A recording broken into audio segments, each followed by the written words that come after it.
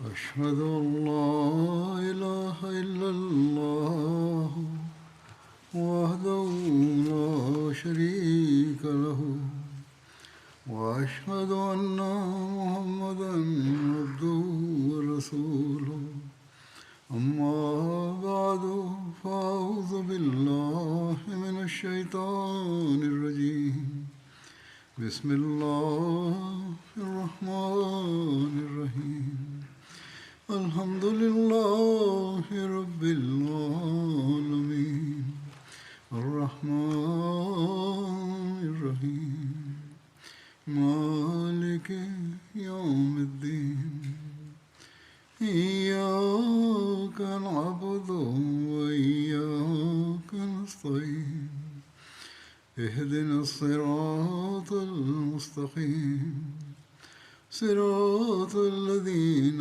أنعمت عليهم غير المغضوب عليهم ولا الضالين الذين ينفقون أموالهم بالليل والنهار سرا وعلانية فلهم أجرهم عند ربهم ولا خوف عليهم ولا هم يحزنون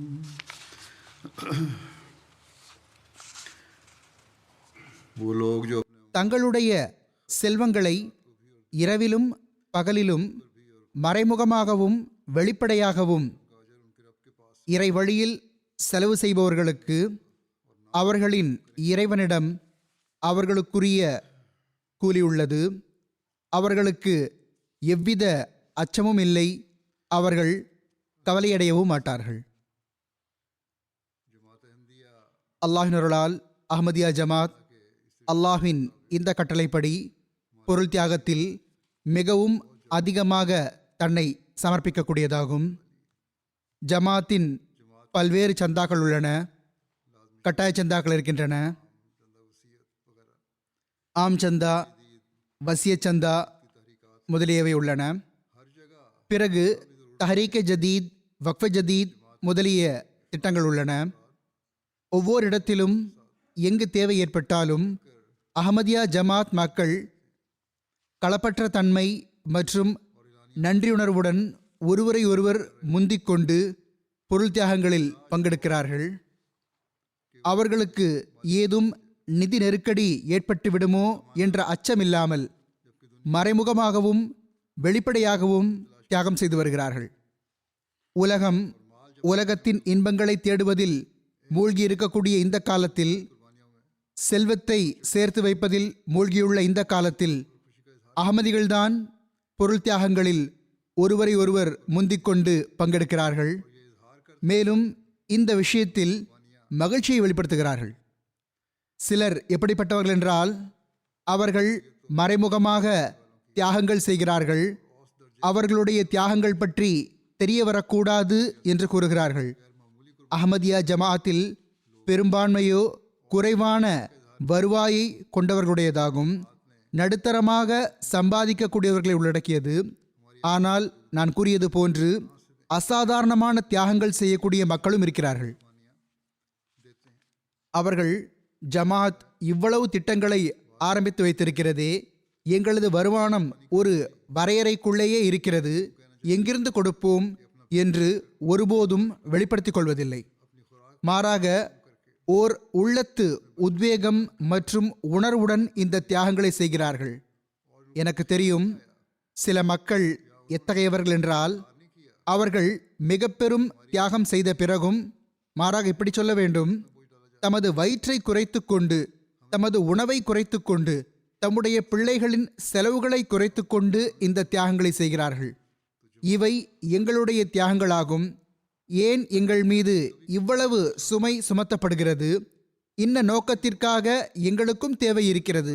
இப்பொழுது எங்களுக்கு தேவை இருக்கும்போது ஜமாத் எங்களுக்கு உதவ வேண்டும் என்ற சிந்தனையே அவர்களுக்கு ஒருபோதும் வந்ததில்லை.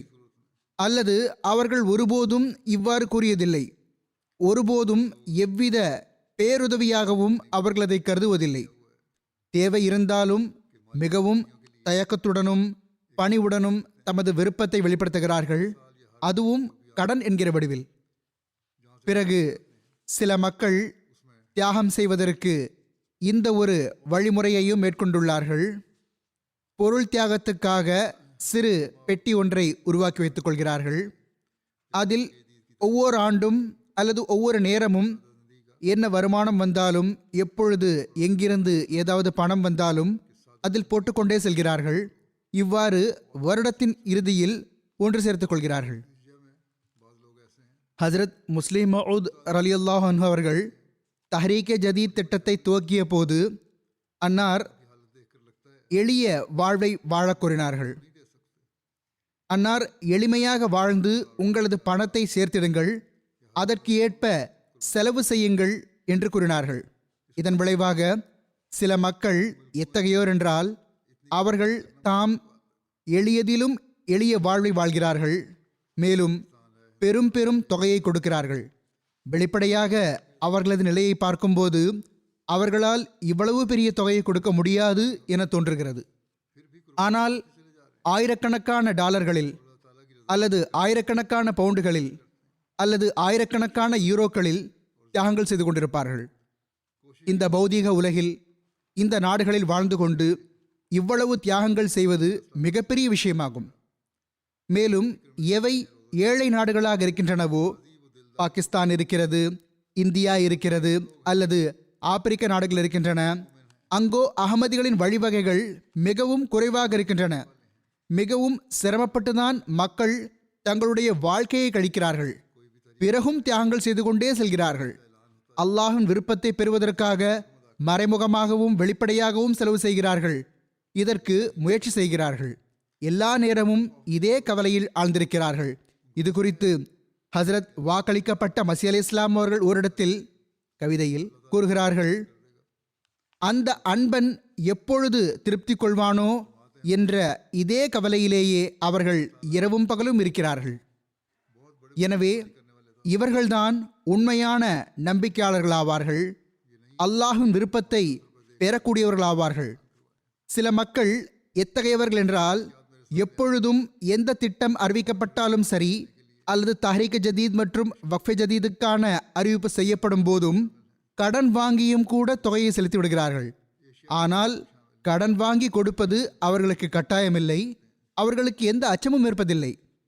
அல்லாஹின் வழியில் செலவு செய்கிறோம், எனவே அல்லாஹ்வே பூர்த்தி செய்து விடுவான் என்று அவர்களுக்கு தெரியும்.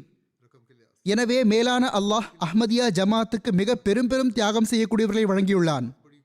அந்நியர்களைப் போன்று 5 ரூபாய் 10 ரூபாய் கொடுத்துவிட்டு பிறகு 100 முறை பள்ளிவாசலில் அறிவிப்பு செய்ய வைப்பதில்லை. எத்தகைய பல சம்பவங்கள் எனக்கு முன்னால் வருகின்றன என்றால், அங்கு மக்கள் ஒருவரை ஒருவர் முந்திக்கொண்டு தியாகங்கள் செய்வதற்காக தம்மை சமர்ப்பிக்கிறார்கள். அதில் ஆப்பிரிக்க நாடுகளும் உள்ளன, ஐரோப்பிய நாடுகளும் உள்ளன, ஆசிய நாடுகளும் உள்ளன. ஏழை மக்களோ மிக பெரும் தியாகம் செய்து சந்தா கொடுக்கிறார்கள். அவர்களுடைய தியாகங்கள் வெளிப்படையில், பொருள் அடிப்படையில், தொகை அடிப்படையில் மிகவும் சிறியவையாக இருக்கும். ஆனால் எடை அடிப்படையில் அல்லாஹ்வின் பார்வையில் மிக பெரும் தியாகங்களாகும். அந்த மக்கள் பற்றி ஓரிடத்தில் ஹஜ்ரத் ரசூலுல்லாஹ் ஸல்லல்லாஹு அலைஹி வஸல்லம் அவர்கள் இவ்வாறு கூறினார்கள், ஒரு திர்ஹம் 1000 திர்ஹம்களை முந்திவிட்டது, அல்லது 1,00,000 திர்ஹம்களை முந்திவிட்டது. பொருள் தியாகங்கள் செய்வதனால் அல்லாஹ்வின் விருப்பத்தை பெறுவதுடன் சேர்த்து மேலான அல்லாஹ் அவர்களை எல்லாவிதமான அச்சங்களிலிருந்தும் விலக்கி வைக்கிறான், அவர்களுடைய தேவைகளையும் நிறைவேற்றுகிறான் என்ற இந்த ஆன்மா தொலைதூரத்தில் வாழக்கூடிய ஏழை நாடுகளின் மக்களிடமும் உள்ளது. உதாரணமாக தன்சானியாவின் அமீர் சாஹிப் எழுதியுள்ளார்கள், அப்துல்லா சாஹிப் எனும் புதிதாக பையத் செய்த ஒருவர் இருக்கிறார். அவர் கூறினார், சந்தா கொடுப்பதன் 2 பலன்கள் எனக்கு தென்படுகின்றன. ஒன்று, அதற்கு பிறகிலிருந்து எனது ரிஸ்க் அதிகரித்து விட்டது. இரண்டாவது, நான் எப்பொழுது தொழில் செய்தாலும் கடை நடத்தினாலும் எனக்கு ஒரு கடை இருக்கிறது, அதன் எல்லா பொருள்களும் விற்று போய்விடுகின்றன. பிறகு வேகமாக எனது கடை காலியாகி விடுகிறது. பிறகு புதிய சரக்கு கொண்டு வருகிறேன், அதிலிருந்து எனக்கு லாபம் கிடைத்து கொண்டே செல்கிறது. மேலும் அவர் கூறுகிறார், இது அனைத்தும் அல்லாஹின் வழியில் பொருள் தியாகம் செய்ததன் விளைவு என நான் புரிகிறேன். கசாகிஸ்தானைச் சேர்ந்த ஜாதானோஃப் சாஹிப் எனும் ஒருவர் இருக்கிறார். எப்பொழுதும் மிகவும் உணர்ச்சியுடனும் உத்வேகத்துடனும் சந்தாவில் பங்கெடுப்பார். முன்னாள் இராணுவ வீரர் ஆவார். பணி ஓய்வு பெற்றுவிட்டார். பென்ஷன் கிடைக்கிறது. ஆனால் உடனடியாக எப்பொழுது பென்ஷன் கிடைத்தாலும் உடனடியாக தலைமையகத்துக்கு வந்து சந்தா செலுத்தி விடுவார். அவர் கூறுகிறார், மேலான அல்லாஹ் எனக்கு சந்தாவால் எவ்வளவு பரக்கத் வழங்கியுள்ளான் என்றால் தடைப்பட்டிருக்கும் என்னுடைய பணிகளையும் அல்லாஹ் நடக்க வைத்து விடுகிறான். இது இவர்களின் ஈமான் நிலையாகும். அவர் கூறுகிறார், நான் தொழில் ரீதியில் ஒரு கட்டடம் கட்டத் துவங்கினேன். அது தொழில் மையத்துக்காக இருந்தது. என்னிடம் இருந்த வைப்புத் தொகை அனைத்தையும் அதில் போட்டுவிட்டேன். பணம் தீர்ந்து விட்டது. ஆனால் அந்த வேலை முழுமையடையவில்லை. எனது அப்பார்ட்மெண்ட் ஒன்று இருந்தது. நான் அதை விற்று அந்த பணத்தை இங்கு போட்டு விடுகிறேன். இந்த வேலையை முழுமை செய்து விடுகிறேன் என்று நினைத்தேன். இப்பொழுது அப்பார்ட்மெண்ட்டை வாங்குவதற்கு வாடிக்கையாளர் யாரும் கிடைக்கவில்லை. பெரும் நம்பிக்கையின்மையான சூழ்நிலை இருந்தது. கடைசி தொகையாக என்னிடம் இருந்ததும் காலியாகி கொண்டிருந்தது. அவர் கூறுகிறார், மேலான அல்லாஹ் எப்படியாவது பரக்கத் ஏற்படுத்த வேண்டும், எனது இந்த தொகை கிடைத்துவிட வேண்டும், முழுமையடைந்து விட வேண்டும் என்று நான் துவா செய்து கொண்டிருந்தேன். பிறகு அல்லாஹ் எத்தகைய வாடிக்கையாளரை ஒருவரை அனுப்பினான் என்றால் அவர் எனது அப்பார்ட்மெண்ட்டை வாங்கிவிட்டார். அதிலிருந்து எனக்கு வந்த வருவாயை நான் அந்த கட்டுமானத்தில் போட்டுவிட்டேன். இப்பொழுது அவர் கூறுகிறார், நான் அப்பார்ட்மெண்ட்டை விற்றுவிட்டேன். இப்பொழுது நான் வசிப்பதற்கு புது வீடு தேட வேண்டும். அதை எப்படி செய்வேன் என்ற பிரச்சனை இருந்தது. ஆனால் அல்லாஹ் அனுப்பிய அதே வானவர் கூறினார், நீங்கள் கவலைப்பட வேண்டாம், எனக்கு இவ்வளவு அவசரமாக வீடு தேவையில்லை. நீங்கள் 1 வருடம் வரை தாராளமாக இந்த வீட்டில் இருந்து கொள்ளுங்கள். அவர் கூறுகிறார், இவ்வாறு அல்லாஹ் எனக்கு வசிப்பதற்கான தேவையையும் நிறைவேற்றிவிட்டான். எனது கட்டுமான பணியையும் முழுமையடைந்து விட்டது. இது அனைத்தும் சந்தாக்களின் பரக்கத்துகள் மற்றும் அல்லாஹின் வழியில் தியாகம் செய்ததன் விளைவாகும் என்று நான் புரிகிறேன். பிறகு கசாகிஸ்தானிலிருந்தே அங்குள்ள ஜமாத்தின் பொறுப்பாளர் ஒருவர் எழுதுகிறார். ஜமாத்தின் ஒரு லஜ்னா பெண்மணி பாய்வா ரோசா சாஹிபா ஆவார். முறையாக தஹ்ரீக் ஜதீத் மற்றும் வக்ஃப் ஜதீத் சந்தாக்களில் பங்கெடுத்துக் கொள்வார். ஒரு நாள் அவர் தஹ்ரீக் ஜதீத் மற்றும் வக்ஃப் ஜதீத் சந்தாக்களை செலுத்தினார். எல்லாம் வல்ல அல்லாஹ் தம் மகளுக்கு நல்ல வேலையை வழங்குவதற்காக துஆவிற்காக விண்ணப்பித்தார். அவர் எனக்கும் கடிதம் எழுதினார். ஹிலாஃபத்துடன் மிகவும் உறுதியான தொடர்பு இருக்கிறது. ரஷ்யாவிலிருந்து அல்லது அமெரிக்காவிலிருந்து இந்த மக்களின் பெரும் கடிதங்கள் வருகின்றன. அந்த பெண் கூறுகிறார், சந்தா செலுத்தியதும் அடுத்த நாளே அவளுக்கு நல்ல வேலை கிடைத்துவிட்டது. ஆனால் அதற்கு முன் அவள் 1000 முயற்சிகள் செய்து கொண்டிருந்தாள். ஆனால் எந்த வெற்றியும் கிடைக்கவில்லை. இப்பொழுது நிலைமை என்ன ஆனது என்றால், அல்லாஹ் எத்தகைய பரக்கத் ஏற்படுத்தினான் என்றால், அவர்களது ஈமானை வலுப்படுத்த எத்தகைய ஏற்பாட்டை செய்தான் என்றால், அங்கு வேலை கொடுக்கக்கூடியவர்கள் அவர்களே ஃபோன் செய்து, நாங்கள் வேலை கொடுக்க தயாராக உள்ளோம், வாருங்கள் என்றார்கள். மிகவும் நல்ல ஒரு வேலையை கொடுத்தார்கள். அந்த பெண் கூறுகிறார், எனக்கோ இது ஓர் அற்புதமாக இருந்தது. எப்படி அல்லாஹ் இவ்வளவு விரைவில் தனது அருளை என் மீது பொழிந்துள்ளான் என்று நான் வியப்படைகிறேன். ஐரோப்பாவின் ஒரு நாடு ஜார்ஜியா ஆகும். ஒரு மருத்துவ மாணவர் இருக்கிறார். அவர் கூறுகிறார், எங்கள் ஜமாத் மீட்டிங் நடந்தது. சதர் ஜமாத் ஒரு மாணவரை பற்றி கூறினார்.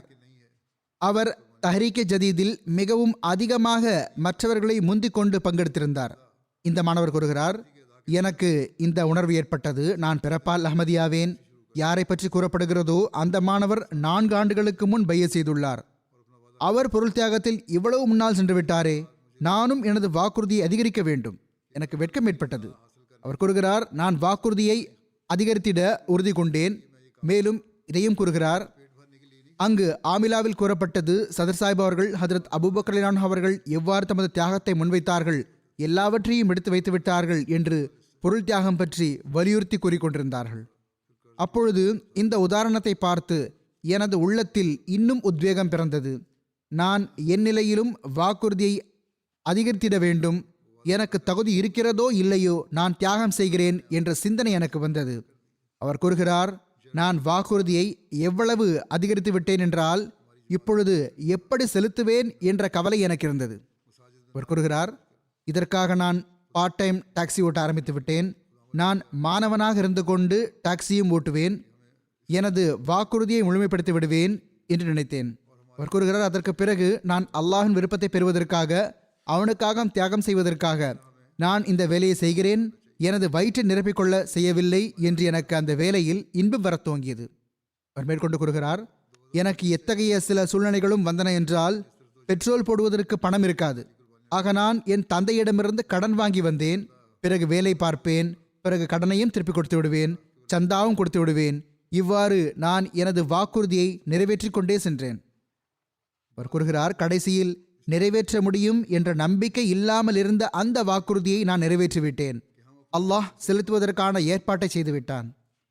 ஜெர்மனியின் ரோர்காவ் ஜமாத்தின் சதர் சாஹிப் கூறுகிறார்கள், எங்களது ஜமாத்துக்கு நிர்ணயிக்கப்பட்ட இலக்கை நாங்கள் பூர்த்தி செய்துவிட்டோம்.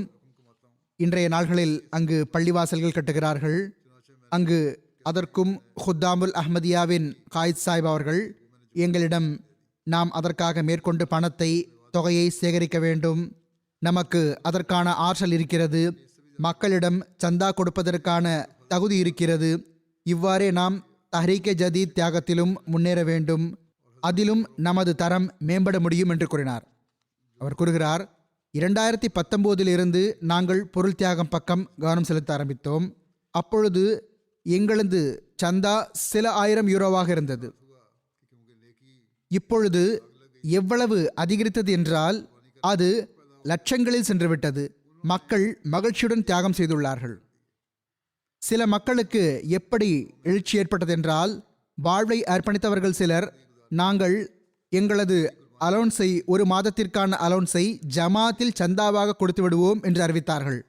ஒருவர் கூறுகிறார், நான் இதை யோசித்து எனக்கு மிகவும் வெட்கம் ஏற்பட்டது. வாழ்வை அர்ப்பணித்த ஒருவர் தனது அலோன்ஸை தருகிறார். நான் மிகவும் அதிகமான தொகையை சம்பாதிக்கிறேன், நான் ஏன் இவ்வளவு பெரிய தியாகம் செய்ய முடியாது? அவர் கூறுகிறார், எனவே நான் கிடைத்த தொகையை, அது பெரும் தொகையாக இருந்தது, அதை நான் ஜமாத்திற்கு சந்தாவாக கொடுத்து விட்டேன். அடுத்த ஆண்டு எனது வாக்குறுதியை இன்னும் அதிகரித்து சமர்ப்பித்தேன். இன்னும் சொல்வதாயின் இரட்டிப்பாக்கி விட்டேன், அதை விடவும் அதிகரித்து விட்டேன் என்றே சொல்ல வேண்டும். அவர் கூறுகிறார், அல்லாஹ்வின் அருள் ஏற்பட்டது. எனக்கு மிகவும் நல்ல குத்தகைகள் கிடைக்க ஆரம்பித்தன. ஆயிரக்கணக்கான யூரோக்களை சந்தாவாக கொடுக்கும் நல்வாய்ப்பு எனக்கு கிடைத்தது. 40-50 யூரோ வரை. அதற்கு இந்த தாக்கமும் கூடவே ஏற்பட்டது. அதாவது நன்மை செய்வதற்கான பழக்கம் ஏற்பட்டு விட்டிருந்தது. அல்லாஹுக்காக தியாகம் செய்வதற்கான ஆர்வம் உருவாகிவிட்டிருந்தது. அவர் தனது சொந்த செலவுகளை மிகவும் குறைத்து விட்டார். தாம் எளிய ஆடையில் வாழ்க்கையை ஓட்ட துவங்கிவிட்டார். முற்றிலும் எளிய வாழ்க்கை வாழ ஆரம்பித்து விட்டார்.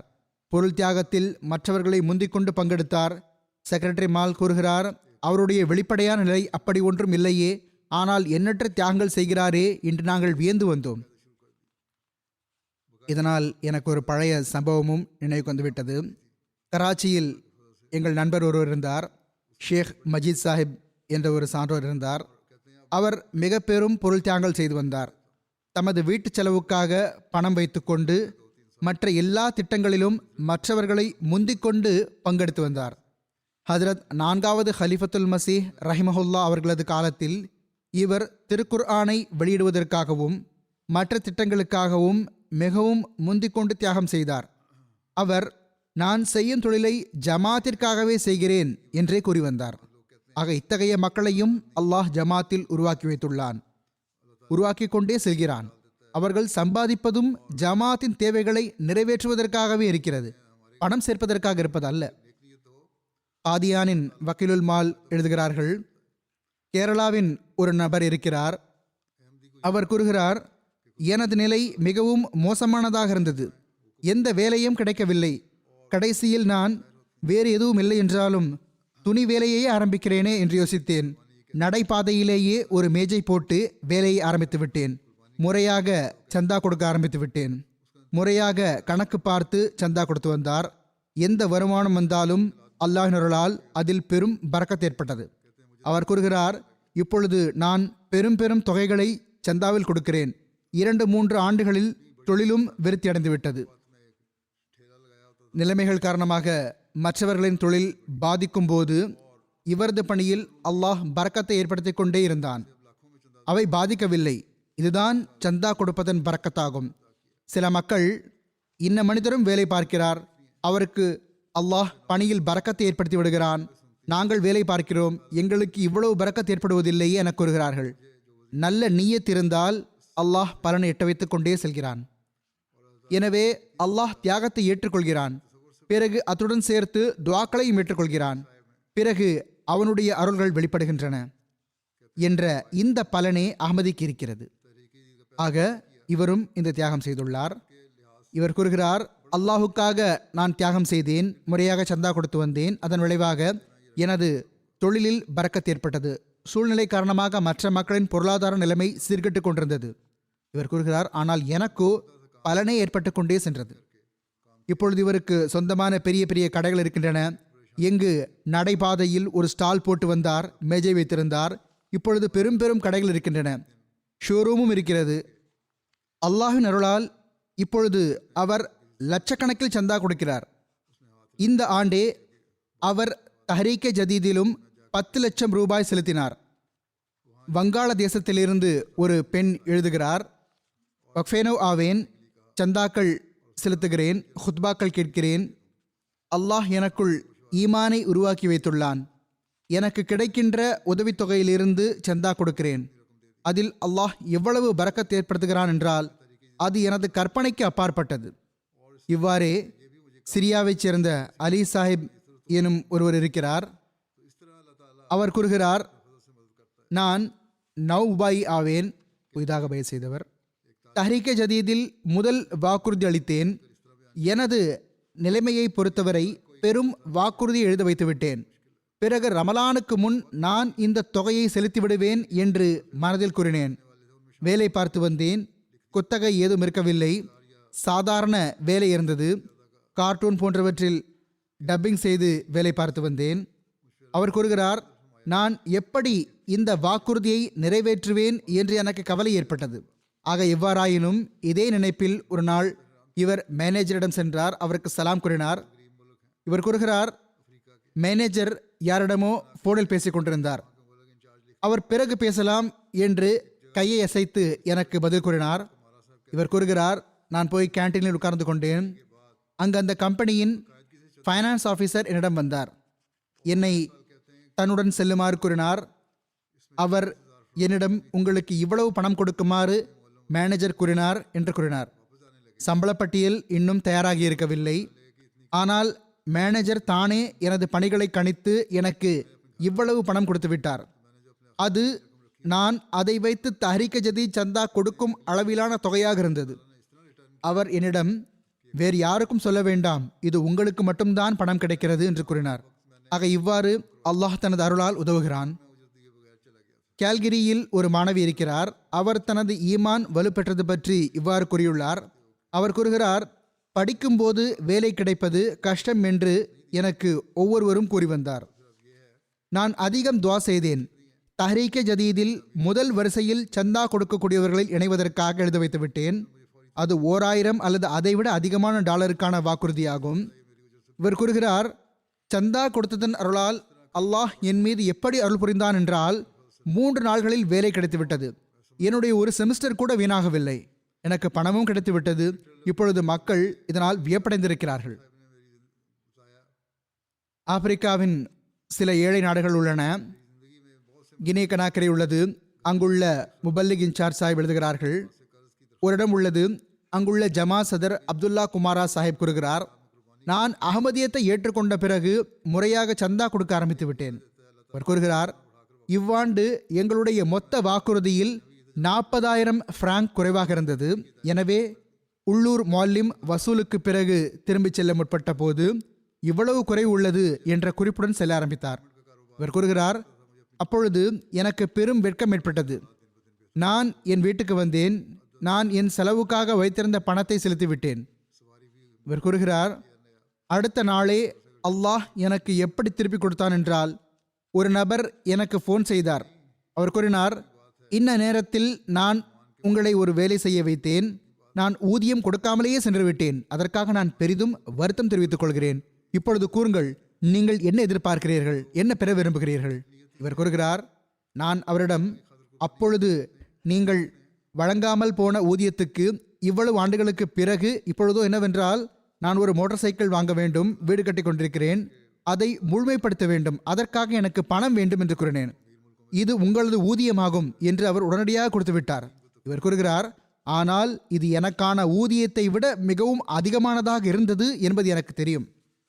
இவர் கூறுகிறார், ஆக அல்லாஹ் இவ்வாறு பன்மடங்கு அதிகரித்து எனக்கு லாபம் தந்துள்ளான். இது அனைத்தும் சந்தாவின் பரக்கத் என்று நான் கருதுகிறேன்.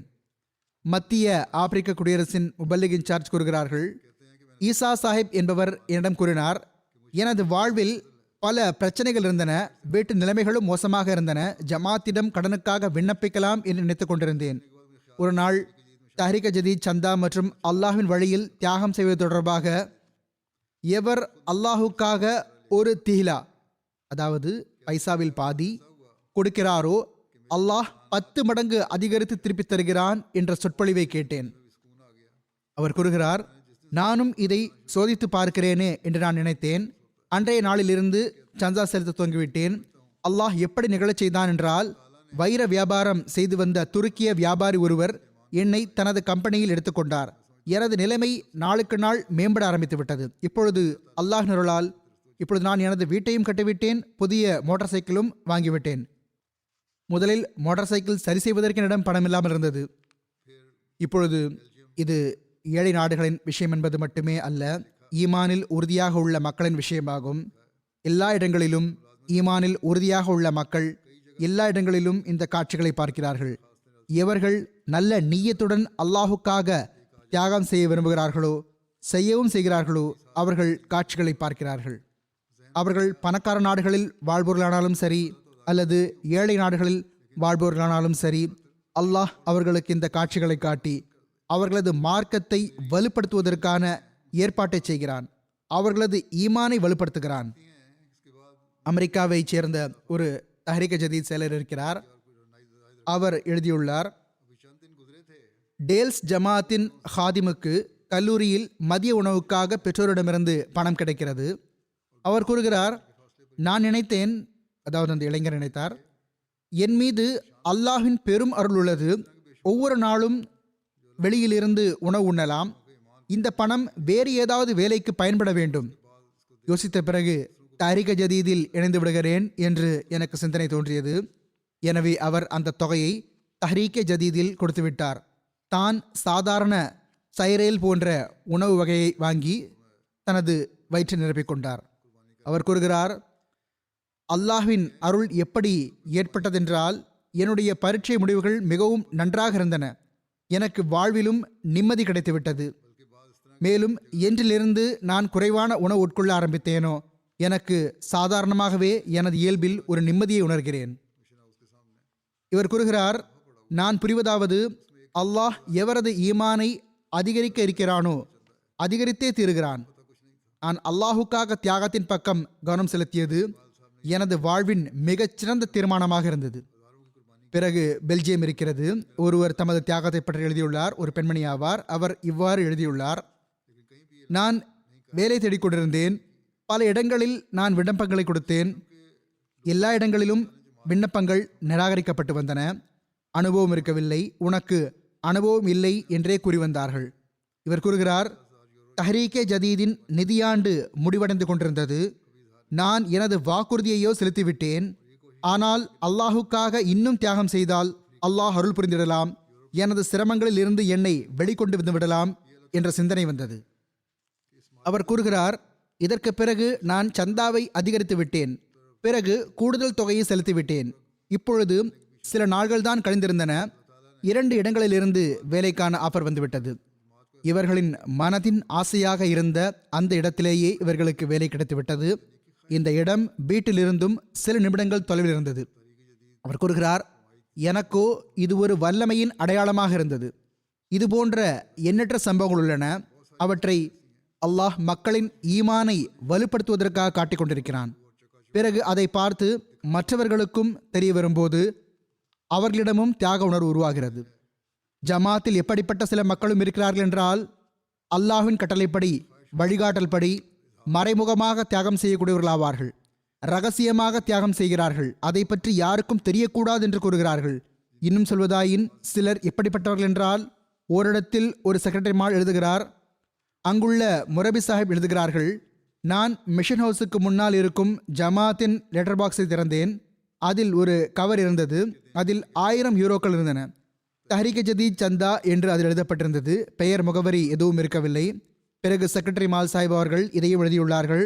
ஒரு நபர் ஆயிரக்கணக்கில் தியாகம் செய்தார். அவர், என் பெயரை வெளிப்படுத்தாதீர்கள், நான் கொடுத்து விட்டது உங்களுக்கு தெரியும், இது சரியாகும், ஆனால் நான் இந்த தியாகத்தை செய்துள்ளேன் என்று எங்கும் அறிவிக்கக்கூடாது என்று எழுதினார். ஆக இப்படிப்பட்ட மக்களையும் அல்லாஹ் ஜமாத்திற்கு வழங்கியுள்ளான். அவர்கள் தியாகங்களும் செய்கிறார்கள், அதில் அதிகரித்து கொண்டே செல்கிறார்கள். ஜெர்மனியில் சில மக்கள் 50,000 யூரோக்கள் தியாகம் செய்துள்ளார்கள். ஒருபோதும் வெளிப்படுத்தியதில்லை. பெயர் வெளிப்படக்கூடாது என்ற முயற்சியே இருக்கிறது. இத்தகைய மக்கள் ஆப்பிரிக்காவிலும் இருக்கிறார்கள், ஐரோப்பாவிலும் இருக்கிறார்கள், அமெரிக்காவிலும் இருக்கிறார்கள். இது அல்லாஹ்வின் அருளாகும். அதாவது இந்த பௌதீக உலகில் நான் கூறியது போன்று எல்லா பக்கமும் மக்கள் தங்களுடைய சொந்த ஆசைகளை நிறைவேற்றுவதற்கு பின்னால் அலைந்து கொண்டிருக்கிறார்கள். இப்படிப்பட்ட இந்த காலத்தில் அல்லாஹ் ஜமாத்திற்கு எத்தகைய தியாகம் செய்யக்கூடியவர்களை வழங்கியுள்ளான் என்றால், அவர்கள் ஒருவர் மற்றவரை விட அதிகம் தியாகம் செய்வதற்கான ஆசை கொண்டிருக்கிறார்கள். ஹஜ்ரத் முஸ்லிம் மவுத் ரலியல்லாஹு அன்ஹு அவர்கள் தஹ்ரீக் ஜதீத் திட்டத்தை துவக்கிய போது எளிய வாழ்வை மேற்கொள்ளுங்கள் என்று கூறியிருந்தார்கள். அதை பற்றி நான் கூறினேன். இப்படி பல உதாரணங்கள் இருக்கின்றன. இன்றும் இந்த காலத்திலும் உலகம் உலகின் ஆசைகள், பொறிவுகள் மற்றும் வெளிக்காட்டுதல் பக்கம் சாய்ந்துள்ளது. நாம் வெளிப்பட வேண்டும், நம்மை பற்றி மக்களுக்கு தெரிய வேண்டும் என்ற ஆசை இருக்கிறது. இந்த காலத்தில் மக்கள் எளிய வாழ்க்கை வாழ்ந்து மௌனமாக தியாகங்கள் செய்கிறார்கள். அவர்களுடைய சில உதாரணங்களை நான் முன்வைத்தேன். இது போன்ற எண்ணற்ற உதாரணங்கள் நம் முன் வருகின்றன. இன்றைய நாள் நாம் அறிந்திருப்பது போன்று தஹ்ரீக் ஜதீதின் புதிய ஆண்டிற்கான அறிவிப்பு செய்யப்படுகிறது. இன்று நான் அறிவிப்பு செய்வேன். முதல் வாரத்தில் அறிவிப்பு செய்யப்படுவதுண்டு. முதல் ஜுமா 1ஆம் தேதி இருந்தது. எனவே இன்று 2வது ஜுமாவில் அறிவிப்பு செய்கிறேன். இதனால்தான் நான் தியாகம் செய்தவர்கள் பற்றி கூறவும் செய்தேன். அல்லாஹ்வின் பெரும் அருள் இருக்கிறது. இன்று ஒரு ஜமாத் என்கிற வடிவில் உலகில் அஹ்மதியா ஜமாத்தின் நபர்கள் மட்டும்தான் யும்ஃபிகூன அம்வாலஹும் பில்லைலி வன்னஹாரி என்ற வசனத்திற்கு, அதாவது தங்களுடைய செல்வங்களை இரவிலும் பகலிலும் இறை வழியில் செலவு செய்பவர்கள் என்ற வசனத்திற்கு உண்மையாக பொருந்தக்கூடியவர்களாக இருக்கிறார்கள். செயல் ரீதியாக அல்லும் பகலும் தியாகம் செய்கிறார்கள். நான் கூறியது போன்று 24 மணி நேரம் இந்த தியாக தொடர்ந்து கொண்டே இருக்கிறது. அஹ்மதியா ஜமாத் உலகின் ஒவ்வொரு மூலையிலும் பரவி இருக்கிறது. இன்று 220 நாடுகளில் அஹ்மதியா ஜமாத் நிலை பெற்றிருக்கிறது. ஒவ்வொரு இடத்திலும் நமக்கு தியாகம் செய்யக்கூடியவர்களின் உதாரணங்கள் தென்படுகின்றன. இப்பொழுது நான் ஹுத்பா கொடுத்து கொண்டிருக்கும் இந்த நேரத்தில் சில இடங்களில் இரவு இருக்கிறது, சில இடங்களில் பகல் இருக்கிறது. ஆனால் ஒவ்வொருவரும் இந்த ஹுத்பாவை கேட்கிறார். மேலும் அஹ்மதியா ஜமாத் ஒரே உம்மத் என்ற காட்சியை முன்வைக்கிறது. எனவே இதுதான் அஹ்மதியா ஜமாத்தை மற்றவர்களை விட்டும் பிரித்து காட்டுகிறது. இந்த விஷயம்தான், இந்த தியாகம்தான், அல்லாஹ் விருப்பத்தை பெற வேண்டும் என்ற இந்த ஆசைதான் ஜமாத்தின் முன்னேற்றத்திற்கு காரணமாக இருக்கிறது. இந்த வடிவம் ஜமாத் மக்களிடத்தில் இருக்கின்ற வரையில் அல்லாஹ் ஜமாத் மீது தனது அருள்களை பொழிந்து கொண்டே இருப்பான், இன்ஷா அல்லாஹு தாலா. நான் எடுத்து வைத்த பெரும்பாலான அல்லது சில உதாரணங்கள் புதிதாக பையத் செய்தவர்களுடையதாகும் அல்லது இளைஞர்களுடையதாகும். அல்லாஹ் இந்த ஆன்மாவை இன்றும் மக்களிடம் உருவாக்கி கொண்டே செல்கிறான். நாம் எப்பொழுதும் நினைவில் கொள்ள வேண்டும், ஹஸ்ரத் வாக்களிக்கப்பட்ட மசி அலைஹிஸ்ஸலாத்து வஸ்ஸலாம் அவர்களின் காலமான இந்த காலம் நேர்வழியை பரப்புவதற்கான காலமாகும். அதை முழுமைப்படுத்துவதற்கான காலமாகும். உலகத்தில் இஸ்லாத்தின் போதனையை பரப்புவதற்கான காலமாகும். எனவேதான் ஹதரத் ரசூலுல்லாஹ் ஸல்லல்லாஹு அலைஹி வஸல்லம் அவர்கள் முஹம்மதிய மசி தோன்றுவது பற்றி நமக்கு தகவல் தெரிவித்தார்கள். எனவே நாம் ஹதரத் ரசூலுல்லாஹ் ஸல்லல்லாஹு அலைஹி வஸல்லம் அவர்களின் போதனையை, அன்னார் கொண்டு வந்த நேர்வழியை, எதை அல்லாஹ் ஹுசூர் ஸல்லல்லாஹு அலைஹி வஸல்லம் அவர்களின் கைகளால் முழுமை பெறச் செய்தானோ அதை முழுமையாக பரப்புவதற்காக இக்காலத்தில் ஹதரத் வாக்களிக்கப்பட்ட மஸீஹ் அலைஹிஸ்ஸலாம் அவர்களின் ஜமாத்தை உருவாக்கினான். எனவே நாம் இதை அல்லாஹ்வின் விருப்பத்தை பெறுவதற்காக செய்து கொண்டே இருப்போமாயின் அல்லாஹ் நம்முடைய தேவைகளை தானே முழுமைப்படுத்தி கொண்டே இருப்பான். எவ்வித அச்சமும் துயரமும் இன்றி நாம் நமது வாழ்வை கழிப்பவர்களாக இருப்போம். அல்லாஹ் நம்மை எல்லா அச்சத்திலிருந்தும் வெளியே கொண்டு வருவான். ஒவ்வொரு துன்பத்திலிருந்தும் நம்மை வெளியே கொண்டு வருவான். நம்முடைய சிரமங்களை அகற்றுவான். நம்முடைய தேவைகளை நிறைவேற்றுவான். அல்லாஹை நாம் திருப்தியடைய செய்ய வேண்டும் என்ற இந்த விஷயத்தை பெறுவதற்காகத்தான் ஒவ்வொரு அஹ்மதியும் முயற்சி செய்ய வேண்டும். நான் உதாரணங்கள் கொடுத்தது போன்று எந்த அகமதிகள் இந்த விஷயத்தை புரிகிறார்களோ அவர்கள் மீது அல்லாஹ் அருள்களின் மழையை பொழிய வைத்துள்ளான். இஸ்லாத்தின் தப்லீகிற்கான எந்த பணிகள் நடைபெறுகின்றனவோ அதன் பரக்கத்துகளால் இந்த தியாகங்கள் செய்யக்கூடிய அனைவரும் பலன் பெறுகிறார்கள். எங்கு பையத்துகள் நடந்தாலும் சரி, அல்லது ஜமாத் இலக்கியத்திலும் செலவானாலும் சரி, ஜமாத்தின் தப்லீகில் செலவானாலும் சரி, ஜாமியாக்களில் செலவானாலும் சரி, இந்த அனைத்து செலவுகளும் இந்த சந்தா கொடுப்பவர்களையும் இந்த நட்குழில் இணைக்கின்றன. அல்லாஹ் அவர்களுக்கு அருளை எட்ட வைக்கிறான். ஒவ்வொரு ஆண்டும் எடுத்து வைக்கப்படுவது போன்று இப்பொழுது நான் தஹ்ரீக் ஜதீதின் சில தரவுகளையும் எடுத்து வைக்கிறேன். அதிலிருந்து நிலைமை தெளிவாகிறது. இறுதியில் ஹஜ்ரத் வாக்களிக்கப்பட்ட மஸீஹ் அலைஹிஸ்ஸலாம் அவர்களின் மேற்கோளை முன்வைப்பேன். அல்லாஹ்வின் அருளால் தஹ்ரீக் ஜதீதின் 90வது ஆண்டு நிறைவை எட்டியது. 91வது ஆண்டில் நாம் நுழைந்துள்ளோம். தஹ்ரீக் ஜதீதின் ஆண்டுகளில் இந்த ஒரு விஷயமும் தெளிவுபடுத்தப்பட வேண்டும். அதாவது முதல் பதிவேட்டின் ஆண்டு 91வது ஆண்டாகும், 2வது பதிவேட்டின் ஆண்டு 81வது ஆண்டாகும், 3வது பதிவேட்டின் ஆண்டு 60வது ஆண்டாகும், 4வது பதிவேட்டின் ஆண்டு 40வது ஆண்டாகும், 5வது பதிவேட்டின் ஆண்டு 21வது ஆண்டாகும். ஒவ்வொரு 19 ஆண்டுகளுக்கு பிறகு புதிய பதிவேடு துவங்கப்பட்டு வந்தது. 6வது பதிவேடு 2 ஆண்டுகளுக்கு முன்பு துவங்கியது, கடந்த ஆண்டு துவங்கியது. இப்பொழுது தஹ்ரீக் ஜதீத் சந்தாவில் புதிதாக இணையக்கூடிய களப்பற்ற மக்கள் யாராக இருந்தாலும் அவர்கள் 6வது பதிவேட்டில் கணக்கிடப்படுவார்கள். கடந்த ஆண்டு இணைந்தவர்களும் அதில் கணக்கிடப்படுகிறார்கள்.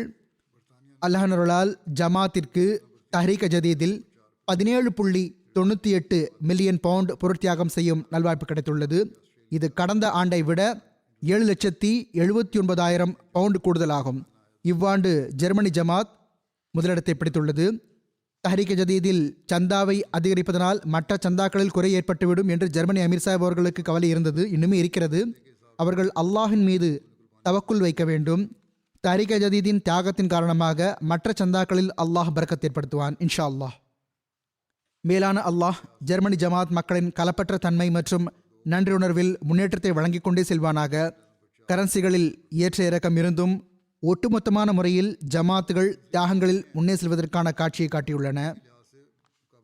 ஃபஸ்தபிக்குல் ஹைராத், நன்மையில் ஒருவரை ஒருவர் முந்திக் கொள்ளுங்கள் என்ற கட்டளைக்கு ஏற்ப கனடாவும் அமெரிக்காவும் போட்டி போடுவார்கள்.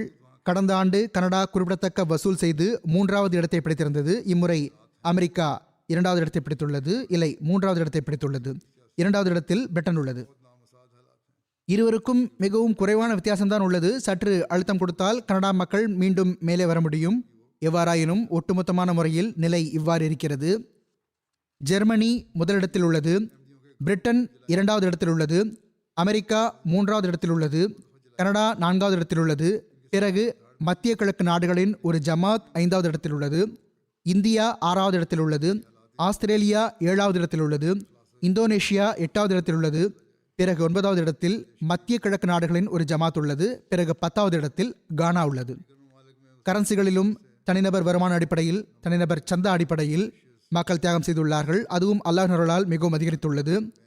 தனிநபர் சந்தா அடிப்படையிலோ அமெரிக்கா முதலிடத்தில் உள்ளது. பிறகு சுவிட்சர்லாந்து 2வது இடத்திலும், பிரிட்டன் 3வது இடத்திலும், கனடா 4வது இடத்திலும், ஆஸ்திரேலியா 5வது இடத்திலும் உள்ளன.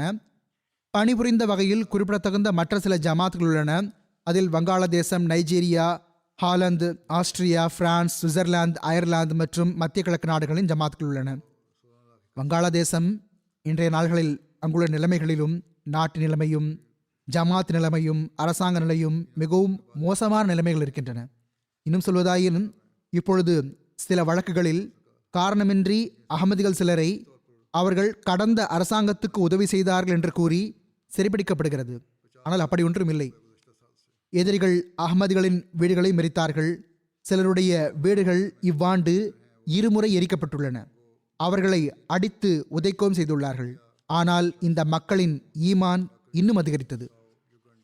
மேலான அல்லாஹ் இவர்களுடைய நிலைமையையும் சிறப்பாக்குவானாக. இவர்களை ஈமான் மற்றும் களப்பற்ற தன்மையிலும் அதிகரிக்க செய்து கொண்டே இருப்பானாக. வங்காள தேசத்துக்காகவும் துவா செய்து வாருங்கள். ஆப்பிரிக்க நாடுகளில் வசூலின் அடிப்படையில் முதலிடத்தில் கானா உள்ளது. பிறகு மொரிஷியஸ், அடுத்து புர்கினா ஃபாசோ, அடுத்து Nigeria, Tanzania, Benin, Gambia, Liberia, Sierra Leone மற்றும் யுகாண்டா ஆகிய இந்த 10 ஜமாத்துகள் உள்ளன. கலந்து கொள்ளக்கூடியவர்களின் ஒட்டுமொத்த எண்ணிக்கை 16,81,000 ஆகும். பல அறிக்கைகள் இன்னும் வரவில்லை. புர்கினோ ஃபாசோவின் சில பகுதிகளின் அறிக்கைகள் வரவில்லை. அங்கு நிலைமை மோசமாக உள்ளது, தொடர்பு கொள்ள முடியவில்லை. ஆனால் அவ்வாறிருந்தும் ஒட்டுமொத்தமான முறையில் தியாகங்கள் செய்யக்கூடியவர்களின் எண்ணிக்கையில் கடந்த ஆண்டை விட 50,000 அதிகரித்துள்ளது.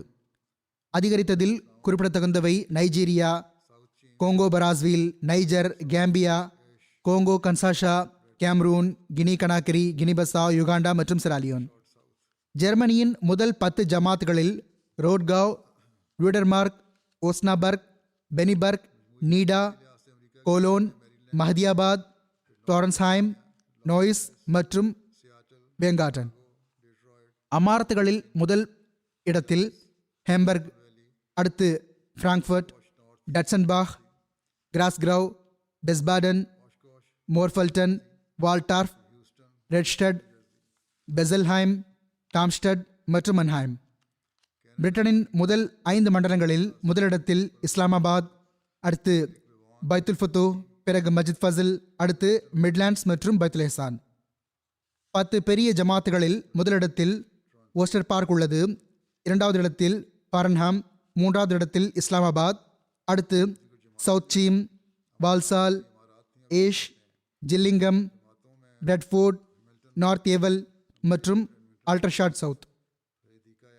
ஒட்டுமொத்த வசூல் அடிப்படையில் அமெரிக்காவின் ஜமாத்துகளில் முதலிடத்தில் மேரிலாண்ட் உள்ளது. அடுத்து நார்த் வெர்ஜைனா, பிறகு Los Angeles, Seattle, Chicago, Detroit, south Virginia, Dallas, Silicon Valley, Oshkosh, north Jersey, Houston மற்றும் சென்ட்ரல் ஜெர்சி. வசூல் அடிப்படையில் கனடாவின் உள்ளூர் அமாரத்துகளில் முதலிடத்தில் வார்ன் உள்ளது. பிறகு Calgary, Peace Village, Brampton west, Vancouver, Brampton east, Toronto. குறிப்பிடத்தகுந்த ஜமாத்துகள் முதலில் அமாரத்துகள் குறிப்பிட்டன. இப்பொழுது இவை ஜமாத்துகளாகும். ஜமாத்துகளில் முதலிடத்தில் ஹேமில்டன் மவுண்டன் உள்ளது. அடுத்து ஹேமில்டன் வெஸ்ட், பிறகு ஹதீகா அஹ்மத், பிறகு Hamilton, Bradford east, Ottawa west, Montreal west, Regina, Montreal east, Markham, Lloydminster மற்றும் செட்பரி. பாகிஸ்தானில் ஒட்டுமொத்த வசூல் அடிப்படையில் முதலிடத்தில் லாகூர், அடுத்து ரப்வா, அடுத்து கராச்சி ஆகியவை உள்ளன. மிகவும் மோசமான நிலையிலும் இங்கு முன்னேற்றம் இருப்பதை நாம் பார்க்கிறோம். ஜமாத்துகள் எப்படி தியாகங்கள் செய்கின்றன. எதிர்ப்பு தனது உச்சத்தில் இருக்கிறது. மக்களின் தொழில்கள் பாதிக்கப்பட்டுள்ளன, ஊழியங்களும் பாதிக்கப்பட்டுள்ளன. ஆனால் ஈமான் வலுவாக உள்ளது. தியாகங்களில் முன்னேறிக்கொண்டே செல்கிறார்கள். பல மக்கள் நன்றாக சம்பாதிக்கக்கூடியவர்களாக இருந்தவர்கள் இடம்பெயர்ந்து வெளிநாடுகளுக்கும் சென்று விட்டார்கள். ஆனால் இருந்தும் அவர்கள் போதுமான அளவுக்கு தியாகங்கள் செய்துள்ளார்கள், பெரும் தியாகங்கள் செய்துள்ளார்கள். மேலான அல்லாஹ் ஜமாத்தை அங்கும் எதிரிகளின் தீங்கிலிருந்து காப்பாற்றுவானாக, தனது பாதுகாப்பில் வைப்பானாக. பாகிஸ்தானின் நகர ஜமாத்துகளில் மாவட்ட அளவில் தியாகங்கள் செய்யக்கூடிய மாவட்டங்களில் ஃபைஸ்லாபாத், குஜராத், குஜரான்வாலா, சர்கோதா, உமர்கோட், ஹைதராபாத், சியால்கோட், ஹாஃபிஸாபாத், பாகிஸ்தானில் உள்ள காஷ்மீரின் கோட்லி மற்றும் ஹோஷாப். வசூல் அடிப்படையில் அதிகம் தியாகம் செய்த பாகிஸ்தானின் நகர ஜமாத்துகள் தாருஸ்ஸிக்ர் லாகூர், அல்லாமா இக்பால் டவுன் லாகூர், பைத்துல் ஃபசில் ஃபைஸ்லாபாத், அசீசாபாத் கராச்சி, முகல்பூரா லாகூர், குஜரான்வாலா ஷஹர், கொய்டா, லோத்ரான், ரஹீம்யார் கான் மற்றும் கரீம்நகர் ஃபைஸ்லாபாத். சிறிய ஜமாத்துகளில் கோஹர் கர்பி, கோட் ஷெரீஃப் ஆபாத், சோண்டா, சாங்கட், खारियाँ, अदीन, पिंडीबागो, தாருல் ஃபசில் கண்ட்ரி, खैरपुर மற்றும் சக்வால். இந்தியாவின் பெரிய 10 மாநிலங்களில் முதலிடத்தில் கேரளா உள்ளது. பிறகு தமிழ்நாடு, அடுத்து தெலுங்கானா, ஒடிஷா, கர்நாடகா, ஜம்மு காஷ்மீர், பஞ்சாப், மேற்கு வங்காளம், மகாராஷ்டிரா மற்றும் தில்லி. 10 ஜமாத்துகளில் முதலிடத்தில் ஹைதராபாத் உள்ளது. பிறகு 2வது இடத்தில் காதியான், அடுத்து கோழிக்கோடு, கோயம்புத்தூர், மஞ்சேரி, மேலப்பாளையம், பெங்களூர், கொல்கத்தா, கேரங் மற்றும் கருளாய். ஆஸ்திரேலியாவின் ஜமாத்துகள் இவ்வாறு உள்ளன: மெல்போர்ன், லாங்வான், Marsden, Melbourne Berwick, Perth, Penrith, Adelaide west, Melbourne Clyde, Melbourne east, Campbelltown மற்றும் கேன்பரா. அல்லா தாலா இவர்களுடைய தியாகங்களை ஏற்றுக்கொள்வானாக. ஹசரத் அக்தஸ் மசிஹி மௌஊத் அலைஹிஸ்ஸலாத்து வஸ்ஸலாம் அவர்கள் கூறுகிறார்கள், சந்தா இந்த இயக்கத்திலிருந்தே துவங்கவில்லை. அதாவது நான் மட்டும் சந்தாக்களை துவங்கவில்லை, மாறாக நிதி தேவைகளின் போது நபிமார்களின் காலங்களிலும் சந்தாக்கள் திரட்டப்பட்டன. அந்த ஒரு காலம் இருந்தது, சந்தா கொடுக்குமாறு சற்று கை அசைந்ததும் முழு வீட்டின் பொருளை கொண்டு வந்து முன்னால் வைத்து விட்டார்கள். இறை தூதர் ஸல்லல்லாஹு அலைஹி வஸல்லம் அவர்கள் ஆற்றலுக்கு ஏற்ப சிறிது கொடுக்க வேண்டும் என்று கூறியிருந்தார்கள். யார் எவ்வளவு கொண்டு வருகிறார் என்று பார்க்க வேண்டும் என்று அன்னார் விரும்பினார்கள். ஹசரத் அபூபக்கர் ரலியல்லாஹு அன்ஹு அவர்கள் முழு செல்வத்தையும் கொண்டு வந்து முன்னால் வைத்து விட்டார்கள். ஹசரத் உமர் ரலியல்லாஹு அன்ஹு அவர்கள் பாதி செல்வத்தை மட்டும் கொண்டு வந்தார்கள். ஹுசூர் ஸல்லல்லாஹு அலைஹி வஸல்லம் அவர்கள், இதுதான் உங்களுடைய படித்தரத்திலும் வித்தியாசமாகும் என்று கூறினார்கள். அன்னார் கூறுகிறார்கள், லன் தனாலுல் பிர்ர ஹத்தா துன்ஃபிகு மிம்மா துஹிப்பூன் இன்று சஹாபா பெருமக்களுக்கு முன்னரே கற்றுக் கொடுக்கப்பட்டிருந்தது. இதில் சந்தா கொடுப்பது மற்றும் பொருளை செலவு செய்வது குறித்து வலியுறுத்தி கூறப்பட்டுள்ளது, சுட்டிக்காட்டப்பட்டுள்ளது. இந்த ஒப்பந்தம் அல்லாஹுடன் செய்து கொள்ளும் ஒப்பந்தமாகும். இதை நிறைவேற்ற வேண்டும். இதற்கு மாறு செய்வது நம்பிக்கை துரோகமாகிறது. பிறகு ஒரு இடத்தில் அன்னார் அலைஹிஸ்ஸலாம் கூறுகிறார்கள், ஒரு நபரால் ஒன்றும் நடைபெறாது, ஒட்டுமொத்த உதவியில் பரக்கத் இருக்கிறது. இறுதியில் பெரும் பெரும் அரசாங்கங்களும் சந்தாக்களால் தான் செயல்படுகின்றன. வித்தியாசம் என்னவென்றால், உலக அரசாங்கங்கள் ஆதிக்கத்தால் வரி போன்றவற்றை போட்டு வசூலிக்கின்றன. இங்கு நாம் விருப்பம் மற்றும் எண்ணத்தில் விட்டுவிடுகிறோம். சந்தா கொடுப்பதனால் ஈமானில் முன்னேற்றம் ஏற்படுகிறது. இது அன்பு மற்றும் ஒரு களப்பற்ற தன்மையின் பணியாகும். பிறகு ஒரு இடத்தில் அன்னார் நற்செய்தி வழங்கியவாறு ஜமாத்துக்கு இவ்வாறு கூறினார்கள், நெருக்கத்தை பெறுவதற்கான களம் காலியாக இருக்கிறது என்ற நற்செய்தியை உங்களுக்கு வழங்குகிறேன். ஒவ்வொரு சமுதாயமும் உலகத்தை நேசிக்கிறது. எந்த விஷயத்தால் இறைவன் திருப்தி அடைகிறானோ அந்த விஷயத்தின் பக்கம் உலகத்துக்கு கவனமில்லை. எந்த மக்கள் முழு ஆற்றலுடன் இந்த வாயிலில் நுழைய விரும்புகிறார்களோ அவர்களுக்கு தமது திறமையை காட்டுவதற்கும் இறைவனிடமிருந்து சிறப்பான அருட்கொடையை பெறுவதற்கும் சந்தர்ப்பம் இருக்கிறது. இறைவன் உங்களை வீணடித்து விடுவான் என்று எண்ணாதீர்கள். நீங்கள் இறைவனது கையால் மண்ணில் விதைக்கப்பட்ட ஒரு விதையாவீர்கள். இறைவன் கூறுகிறான், அந்த விதை வளரும், கனிதரும், மேலும் ஒவ்வொரு பக்கத்திலிருந்தும் அதன் கிளைகள் வெளிப்படும், ஒரு பெரிய மரமாகிவிடும். எனவே இறைவனின் கூற்றின் மீது நம்பிக்கை வைப்பவர் இடையில் வரும் சோதனைகளுக்கு அஞ்சாதவர் அருளுக்குரியவராவார். அல்லாஹ்வின் அருளால் மக்கள் இந்த விஷயத்தை புரிந்தார்கள், தியாகங்கள் செய்து கொண்டே செல்கிறார்கள், அவனது அருளை பெறக்கூடியவர்களாவார்கள். நாம் ஹதரத் வாக்களிக்கப்பட்ட மசி அலைஹிஸ்ஸலாத்து வஸ்ஸலாம் அவர்களின் ஆசைகளுக்கு ஏற்ப தியாகங்களில் முன்னேறக்கூடியவர்களாக ஆவோமாக. அல்லாஹ் அவ்வாறு செய்வானாக. பொருள் தியாகங்களிலும் முன்னேறுவோமாக. மேலும் நமது ஆன்மீக நிலைமைகளை மேம்படுத்தி கொண்டே செல்லக்கூடியவர்களாக இருப்போமாக. அல்லாஹுடனான நம்முடைய தொடர்புகளை அதிகரிக்கக்கூடியவர்களாகவும் ஆவோமாக. பொருள் தியாகத்தில் மட்டுமல்லாமல் அதையும் தாண்டி ஒவ்வொரு நிலையிலும் ஓர் உண்மையான முஸ்லிமின் முன்மாதிரியான அந்த செயல் முன்மாதிரியை முன்வைப்பவர்களாக நாம் இருப்போமாக. இது நடக்கும்போது நாம் ஜமாத்தின் முன்னேற்றங்களையும் பார்ப்போம் இன்ஷா அல்லாஹ். முன்னரை விட அதிகமாக நாம் வெற்றிகளை பார்த்து கொண்டே செல்வோம் இன்ஷா அல்லாஹ். அல்லாஹ்வின் அல்லாஹின் அருள்களை பார்த்து கொண்டே இருப்போம். எதிரிகள் தோல்வியை தழுவுபவர்களாக ஆவதை பார்த்து கொண்டே இருப்போம். அல்லாஹ் அந்த நாளை விரைவில் கொண்டு வருவானாக. நாம் இந்த நாளை பார்ப்போமாக. பொருள் தியாகங்கள் செய்த அனைவருக்கும் அல்லாஹ் நற்கூலி வழங்குவானாக. அவர்களுடைய பொருள் மற்றும் ஆன்மாவில் பரக்கத்தை ஏற்படுத்துவானாக. இனிவரும் காலங்களில் அவர்கள் எப்பொழுதும் சிறந்ததிலும் சிறந்த முறையில் தமது வாழ்வை கழிப்பவர்களாக இருப்பார்களாக. தம்முடைய பிள்ளைகளால் தம்முடைய சந்ததிகளால் கண்களுக்கான குளிர்ச்சியை பெறுபவர்களாக இருப்பார்களாக. தாமும் அல்லாஹ்வின் நெருக்கத்தில் முன்னேறிக்கொண்டே செல்லக்கூடியவர்களாக இருப்பார்களாக. அல்லாஹ் அவ்வாறையாக செய்வானாக. தொழுகைக்கு பிறகு நான் இருவருக்கு ஜனாசா தொழ வைப்பேன். ஒன்று ஹாஜர் ஜனாசா ஆகும். அது மதிப்பிற்குரிய அமீனா சக்மக் சாஹி சாஹிபா அவர்களுடையதாகும். இவர்கள் மர்ஹூம் முபாரக் சாஹி சாஹிப் அவர்களின் துணைவியார் ஆவார்கள். துருக்கியில் பிறந்தவராவார். கடந்த நாள்களில் தமது 75வது வயதில் இவர்கள் வஃபாத் ஆகிவிட்டார்கள். இன்னாலில்லாஹி வ இன்னா இலைஹி ராஜியூன். அல்லாஹ் அருளால் மூசியாவாக இருந்தார்கள். இவர்கள் துருக்கியின் இஸ்தான்பூலை சேர்ந்தவராவார்கள். பிலால் ஷம்ஸ் சாஹிப் அவர்கள் அங்கு கல்வி பயின்று கொண்டிருந்த போது அவர்கள் மூலமாக இவர்கள் அஹ்மதியத்தை ஏற்றார்கள். ஹதரத் வாக்களிக்கப்பட்ட மசி அலி இஸ்லாம் அவர்களின் உண்மைத்துவத்தின் மீது இவர்களுக்கு முழு நம்பிக்கை இருந்தது. இதனால் இவர்கள் அஹ்மதியத்தை ஏற்றுக்கொண்டார்கள். மிகவும் நட்பண்புள்ள பெண்மணியாக இருந்தார்கள். இவர்களே தமது நிலைமை குறித்து எழுதியுள்ளார்கள், நான் இஸ்தான்பூலில் முதல் அஹ்மதி பெண்ணாவேன். இவர்கள் ஹதரத் 4வது ஹலிஃபத்துல் மஸீஹ் ரஹிமஹுல்லாஹ் அவர்களுடன் கடித தொடர்பை ஆரம்பித்தார்கள். ஈமான் மற்றும் நன்றியுணர்வில் முன்னேறிக்கொண்டே சென்றார்கள். எம்டிஏவின் ஒளிபரப்புகள் ஆரம்பமானதும் இவர்கள் சந்தர்ப்பம் பார்த்து தம் தாயார் அவர்களிடம் தாம் அகமதியத்தை ஏற்றுக்கொண்டதை கூறினார்கள். அவர்களுக்கு அழைப்பு விடுத்தார்கள். அவர்களும் அகமதியத்தை ஏற்றுக்கொண்டார்கள். பிறகு தம் சகோதரி மாமத் தாந்திரிஸ் ஓந்தர் சாஹிப் அவர்களின் துணைவியார் மதிப்பிற்குரிய சமா சாஹிப் அவர்களுக்கும் அழைப்பு விடுத்தார்கள். அவர்களும் பைய செய்து விட்டார்கள். அல்லாஹ்வினால் இந்த குடும்பத்தில் அஹ்மதியத் பரவிவிட்டது. மர்ஹூமா 1990 வசியத் செய்தார்கள். இவ்வாறு வசியத்தில் இணைந்த முதல் துருக்கிய பெண்மணி என அழைக்கப்பட்டார்கள். அதற்கு பிறகு ஹதரத் 4வது ஹலிஃபத்துல் மசி ரஹிமஹுல்லா அவர்கள் இவர்களை துருக்கியின் சதர் லஜ்னாவாக நியமித்த போது இவர்களுக்கு துருக்கியின் முதல் லஜ்னா தலைவியாக இருப்பதற்கான கண்ணியமும் கிடைக்கப்பெற்றது. எம்டிஏ பார்க்கும்போது இவர்களுக்கு அதை மொழியாக்கம் செய்ய ஆசை ஏற்பட்டு வந்தது. பிறகு இவர்கள் அதை வெளிப்படுத்தினார்கள். 1995 இவர்களை ஹதரத் 4வது ஹலிஃபத்துல் மசி ரஹிமஹுல்லா அவர்கள் யூகேவுக்கு அழைத்தார்கள். இந்த பணி இவர்களிடம் ஒப்படைக்கப்பட்டது. பிறகு இவர்கள் துருக்கிய மொழியில் மொழியாக்கம் செய்ய துவங்கிவிட்டார்கள். 1996 இவர்கள் வாழ்வை அர்ப்பணித்து விட்டார்கள். இவ்வாறு இவர்கள் இஸ்லாம் அஹ்மதியத்துக்காக தம் வாழ்வை அர்ப்பணித்த முதல் துருக்கிய பெண்மணி ஆனார்கள்.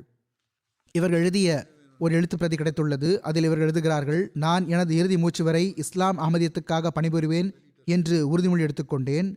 அதை இவர்கள் அல்லாஹ்வினால் மிகச் சிறந்த முறையில் நிறைவேற்றினார்கள். வஃபாத் நாள் வரை இவர்கள் ஜமாத்துக்கே தொண்டாற்றி வந்தார்கள். ஹதரத் 4வது ஹலிஃபத்துல் மசி ரஹிமஹுல்லா அவர்கள் தமது சிறப்பு பாதுகாப்பு குழுவின் ஓர் உறுப்பினரான முபாரக் சாஹிப் அவர்களின் முதல் துணைவியார் வஃபாத்தான பிறகு முபாரக் சாஹிப் அவர்களுக்கு அமீனா சாஹிபா அவர்களை மணமுடித்து வைத்தார்கள். அந்த திருமண பந்தத்தையும் இவர்கள் மிகவும் சிறந்த முறையில் பேணினார்கள். அவர்களுடைய பிள்ளைகளையும் பார்த்து கொண்டார்கள். துருக்கிய மொழியில் இவர்கள் திருக்குர்ஆன் மொழியாக்கவும் செய்தார்கள். அதுபோக மற்ற நூல்கள் மற்றும் ஹலீஃபாக்களின் ஹுத்துபாக்களையும் மொழியாக்கம் செய்து வந்தார்கள். முகமது ஓந்தர் சாஹிப் இவர்களின் சகோதரியின் கணவராவார்கள். இவர்களுடைய சிறப்புகளை பற்றி கூறியவாறு கூறுகிறார்கள்: மிகவும் வள்ளல் மனம் படைத்த பெண்மணியாக இருந்தார்கள். இவர்களது அறிவு, உற்சாகமாக இருத்தல் மற்றும் ஆன்மீகம் குறிப்பாக குறிப்பிடத்தகுந்தவையாகும். இஸ்லாம் அஹ்மதியத்துக்கு தொண்டாற்றுவதில் மிகவும் முன்னேறி இருந்தார்கள். பையில் எவ்வளவு பணம் இருந்தாலும் அதை ஜமாத் வழியில் செலவு செய்து விடுவார்கள். இஸ்தான்பூலில் தம் தாயாருடன் இருந்தவாறு தமது வீட்டை ஜமாத் நிகழ்ச்சிக்காக பயன்படுத்தினார்கள். தாயாரின் வஃபாத்துக்கு பிறகு இந்த வீடு பள்ளிவாசலாக பயன்பட துவங்கியது. இவர்கள் இதை ஜமாத்துக்காக அன்பளிப்பாக வழங்கிவிட்டார்கள். முறையாக தஹஜ்ஜுத் தொழுவார்கள். ஃபஜ்ர் தொழுகை வரை திருக்குர்ஆன் திலாவத் செய்வார்கள். உடல் நலம் சீர்கெட்டிருந்தும் இறுதி மூச்சு வரை தமது வக்ஃபை நிறைவேற்றினார்கள். எப்பொழுதும் இவ்வாறு கூறி வந்தார்கள்: நாம் வெகு காலத்திற்கு பிறகு இமாம் மஹ்தியை அடையாளம் கண்டு கொண்டுள்ளோம், ஏற்றுக்கொண்டுள்ளோம். எனவே நம்மிடம் வீணடிப்பதற்கு நேரமில்லை. நாம் மிகவும் அதிகமாக கடினமாக உழைக்க வேண்டும். ஹிலாஃபத்துடன் எப்பொழுதும் நன்றியுணர்வுக்கான தொடர்பை கொண்டிருந்தார்கள். அவர்கள் இவ்வாறு கூறி வந்தார்கள்: நம்முடைய சொந்த பிரச்சனைகளை காலத்தின் ஹலீஃபா அவர்களுக்கு முன்வைத்து அவர்களை சிரமப்படுத்த வேண்டிய அவசியமில்லை. மாறாக நாமே அதற்கான தீர்வை காண வேண்டும். அல்லாஹ் இவர்களுக்கு பாவமன்னிப்பு வழங்கி இவர்களோடு கருணையுடன் நடந்து கொள்வானாக. இவர்களது அந்தஸ்தை உயர்த்துவானாக. 2வது ஜனாசா காயிப் ஜனாசாவாகும். அது நார்வேவைச் சேர்ந்த மஹமூத் அஹமத் அயா சாஹிப் அவர்களுடையதாகும். இவர்கள் ரப்பாவின் நாசர் நஷ்ரு இஷாத் ஹாஜா மசூத் சாஹிப் அவர்களின் அண்ணன் ஆவார்கள். கடந்த நாள்களில் இவர்கள் வஃபாத் ஆகிவிட்டார்கள். இன்னா லில்லாஹி வ இன்னா இலைஹி ராஜிஊன். மர்ஹூம் மூசியாக இருந்தார்கள். பின்விட்டு சென்றவர்களில் துணைவியார் ஒருவரும் ஒரு மகனும் இருக்கிறார்கள். பல்வேறு நேரங்களில் இவர்களுக்கு ஜமாத்திற்கு தொண்டாற்றும் நல்வாய்ப்பு கிடைத்தது. நீண்ட காலம் வரை நார்வேயின் உமுரே ஆமா செயலராக பணிபுரிந்தார்கள். பல்வேறு நேரங்களில் நார்வேயின் காயம் மகாம் அமீராகவும் இவர்களுக்கு தொண்டாற்றும் நல்வாய்ப்பு கிடைத்தது. இவர்களுக்கு சில காலம் ரவ்வாவில் வாழ்வை அர்ப்பணிப்பதற்கான நல்வாய்ப்பு கிடைத்தது. பிறகு ஹதரத் 4வது ஹலிஃபத்துல் மசி ரஹிமஹுல்லா அவர்கள் நார்வேயின் நிலைமைகள் காரணமாக இவர்களை அங்கு சென்று பணியாற்றுங்கள் என்று திருப்பி அனுப்பிவிட்டார்கள். ஜமாத் இலக்கியங்களில் கைதேர்ந்தவர்களாக இருந்தார்கள். கல்லூரியின் ஆரம்ப ஆண்டுகளில் மற்ற நூல்கள் போக தப்சீர் கபீரையும் முழுமையாக படித்து முடித்து விட்டிருந்தார்கள். அதாவது இளமையில் படித்து விட்டிருந்தார்கள். மார்க்க நூல்கள் மற்றும் ஜமாத் பத்திரிகைகள் மற்றும் இதழ்களை முறையாக படிக்கக்கூடியவராக இருந்தார்கள். ஹிலாஃபத்துடன் பற்றுறுதியும் அன்பும் இவர்களது ஆன்மாவில் ஒன்றிருந்தது. மிகவும் எளிய இயல்பை உடையவராக, மென்மையான உள்ளம் கொண்டவராக மற்றும் நன்றி உணர்வுள்ள மனிதராக இருந்தார்கள். சந்தாக்களை எப்பொழுதும் குறித்த நேரத்திலும் விகிதாச்சாரப்படி கொடுப்பதையும் உறுதியாக்குவார்கள். மாணவ பருவத்திலேயே வசியத் அமைப்பில் இணையும் நட்பெயர் பெற்றார்கள். நோன்பு மற்றும் தொழுகையை பேணக்கூடியவராக இருந்தார்கள். நஃபில்களை கடைபிடிக்கக்கூடியவராகவும் அல்லாஹுக்கான உரிமைகளையும் அடியார்களுக்கான உரிமைகளையும் செலுத்தக்கூடியவராகவும் இருந்தார்கள். இவர்களது இயல்பு பணிவு மற்றும் தன்னடக்கத்தின் இயல்பாக இருந்தது. கண்ணியம் மற்றும் நன்றியுணர்வு குறிப்பிடத்தகுந்த பண்பாக இருந்தது. அகமும் புறமும் தூய்மையாகவும் பரிசுத்தமாகவும் இருந்தன. அல்லாஹ் மர்ஹூம் அவர்களுக்கு பாவமன்னிப்பு வழங்கி இவர்களோடு கருணையுடன் நடந்து கொள்வானாக. அவர்களுடன் ஜனாசா ஹாஜருடன் இந்த ஜனாசாவும் நடைபெறும்.